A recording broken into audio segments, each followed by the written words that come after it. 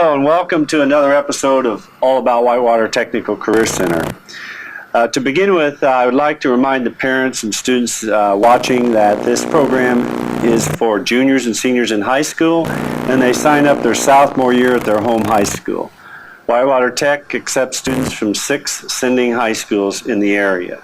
See your counselor if you're interested in the following program or any of the Whitewater Tech programs. You sign up your sophomore year.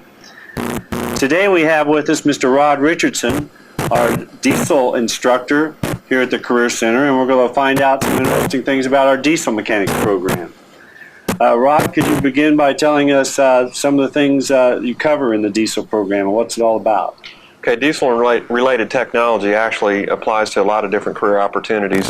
Anybody that drives on interstate sees that this nation moves on trucks, but the rail systems also are diesel-powered. We have diesel generator systems in about every hospital or major installation in this country. Pumping situations like they used in New Orleans were also diesel-powered. We have 2 major diesel engine plants in Indiana, Cummins in Columbus and Caterpillar in Lafayette. And the one in Lafayette actually builds 1,500 to 3,500 horsepower engines that are used for generation and for pumping installations.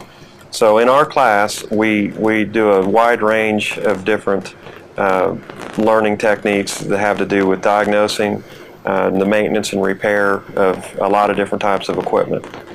So I know that's kind of interesting to me because I've been in the area and know that there are a lot of different careers. It's not just trucks, you know, even aircraft mechanics and these large plants in Indiana produce these large diesel engines go everywhere for all kinds of uses. Well, the same things, the same basic diagnostic techniques, the same tools, the same thought processes that we use in diesel technology will apply in aviation, they'll apply in robotics, because it's all about the study of hydraulics, pneumatics, and electronically controlled circuits.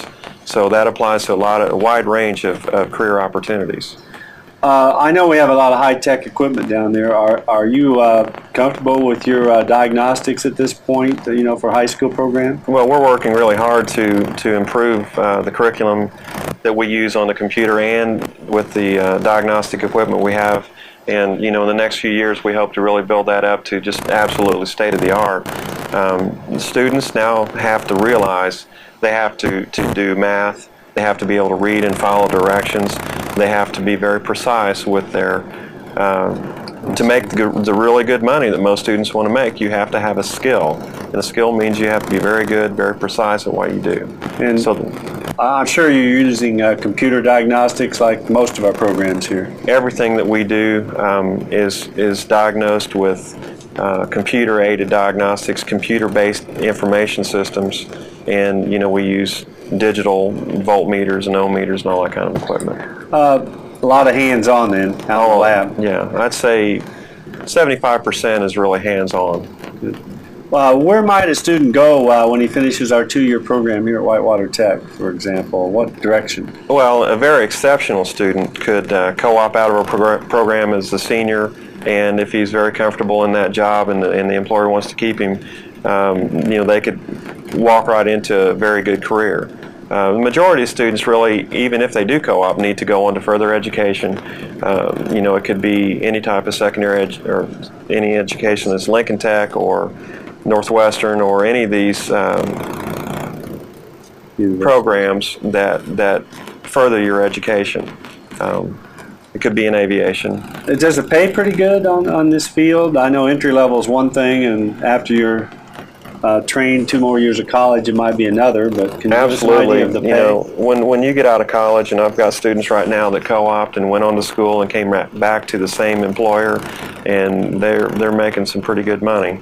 And if you get into aviation, I think last year they had a chart that at the 5-year level you'd be around $50,000 a year.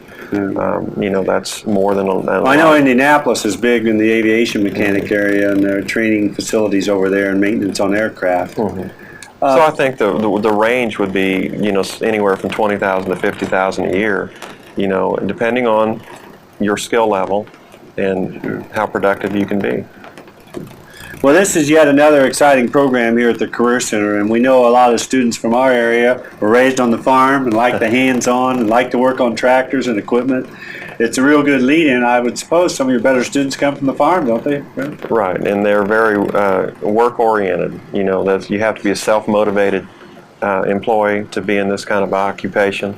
And that's where a lot of the farm-related kids, you know, they already know how to work, so that's half the battle. And those tractors are high-tech now, aren't they? Absolutely. They all have electronically controlled engines, sensors all over them, everything's digital on them. So if you're going to work on modern-day combines, you might as well be working on an airplane. Right. So. Well, we sure appreciate you being with us today, and it's exciting to know that there's yet another opportunity for a student from our region to get a jump ahead of other students if they take advantage of the Career Center. And remind the parents again, these students still attend their high school. They can still be in extracurricular activities at their high school and attend the Career Center. So thank you for being with us, Mr. Richardson. Thank you. Hello, and welcome to All About Whitewater Technical Career Center. I'm Milt Ely, the director at the Career Center, and we want to share with you information about another exciting program here at the Career Center.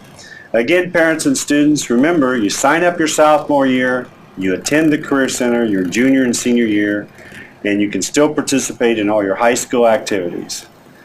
Today I have with me Mr. Scott Sargent, our instructor for commercial and residential wiring class. Another class where students get a lot of hands-on.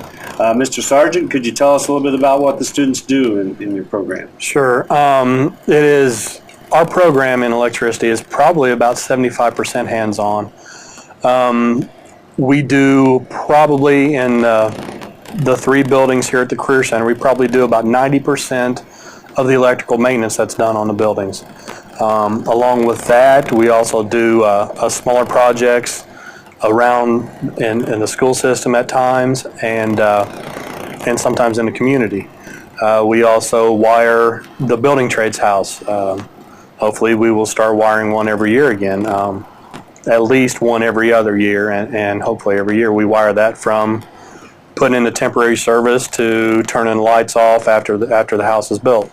So they do 100% of the electrical, the pulling the cable TV and telephone. So we do a lot of hands-on here. Not a lot of book work, have to do a little, but we do a lot of hands-on. Well, I understand that building's a little slow now, but there's still a lot of maintenance in electrical and rewiring and things going on in the community and around the state. What's the pay look like and the outlook in this area for? Paid kind of varies depending on how much education that you receive after you leave the Career Center. Pay scale can range anywhere from a first-year apprentice's salary of $10 to $12 an hour once you leave the Career Center, and you can make as much as $27 to $35 an hour once you complete your apprenticeship training and get your journeyman's card, depending on where you work.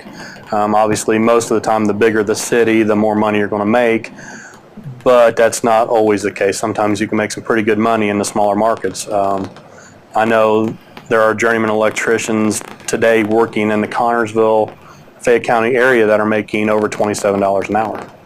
Well, that sounds pretty good, and that leads into my next question about where students might go when they leave your program. I know we have a co-op program here.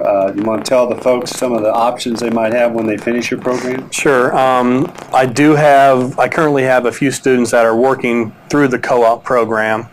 On occasion, those co-op programs can turn into full-time jobs for the students. Doesn't always happen that way, but there are times and there are cases where it does happen. If that doesn't happen with you, we can work on getting you into one of 3 different apprenticeship opportunities that are available. The IEC and ABC are both non-union apprenticeship programs. They are 4 years long. And the IBEW, which is a 5-year apprenticeship, it's a union apprenticeship.